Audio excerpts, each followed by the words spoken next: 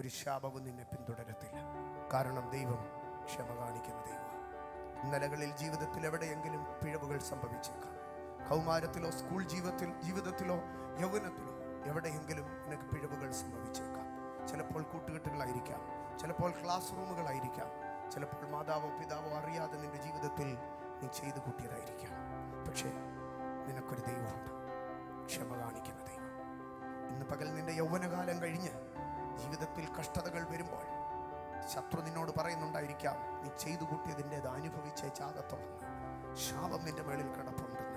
ചിലപ്പോൾ പറഞ്ഞേക്കാം, നിന്റെ അപ്പനും വലിയപ്പനും പൂർവ്വപിതാക്കന്മാരും ചെയ്ത ദോഷം നിന്നെ അലട്ടുമെന്ന്. പക്ഷേ ഇന്ന് പകൽ പറഞ്ഞാട്ടെ, ഹാവ് എ മെർസിഫുൾ ഫാദർ.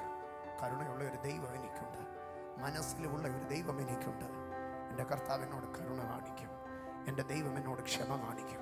ഒരു ശാപവും എൻ്റെ മേൽ കിടക്കത്തില്ല. ഇന്ന് പകൽക്കാലം ഏതെങ്കിലും ഒരു ശാപം നിൻ്റെ ഫാമിലിയെ വേട്ടയാടുന്നുവെന്ന് തോന്നുന്നുണ്ടെങ്കിൽ ഇന്ന് പകൽ ഹൃദയം തുറന്ന് പറഞ്ഞാട്ടെ, 99-ാം സങ്കീർത്തനം 8-ാം വാക്യം, എനിക്ക് ക്ഷമ കാണിക്കുന്ന, എന്നോട് ദയ തോന്നുന്ന ഒരു ദൈവം എനിക്കുണ്ട്. മൂന്നാമതായി പറയുകയാണ്, എൻ്റെ ദൈവം എന്നോട് ക്ഷമിക്കുമ്പോൾ തന്നെ ഞാൻ ആ തെറ്റുകൾ ആവർത്തിക്കാതിരിക്കാൻ തക്കവണ്ണം അവൻ എന്ത് ചെയ്യുകയായിരുന്നു? അവൻ എൻ്റെ പ്രവർത്തികൾക്ക് പ്രതികാരകനായിരുന്നു. ആമേൻ. അവൻ എനിക്കൊരു നല്ല കറക്ടറായിരുന്നു, ഒരു ഇൻസ്ട്രക്ടറായിരുന്നു.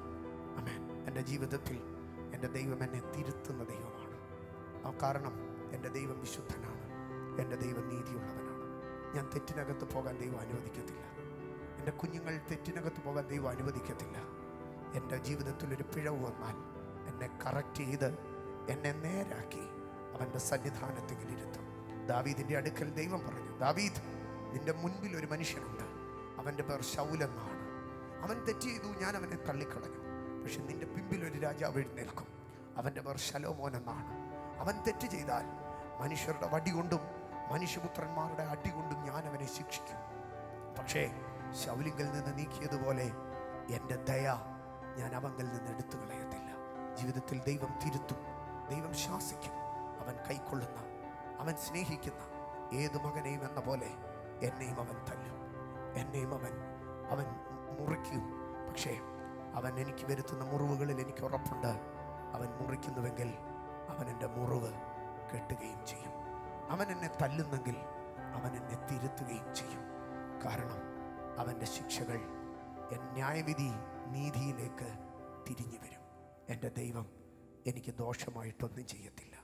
നൊടി നേരത്തേക്ക്, അല്പനേരത്തേക്ക് അവൻ മുഖം മറച്ചതുപോലെ എന്നെ ശാസിച്ചേക്കാം, ശിക്ഷിച്ചേക്കാം. പക്ഷേ അവൻ എന്നെ കൈവിടുകയില്ല.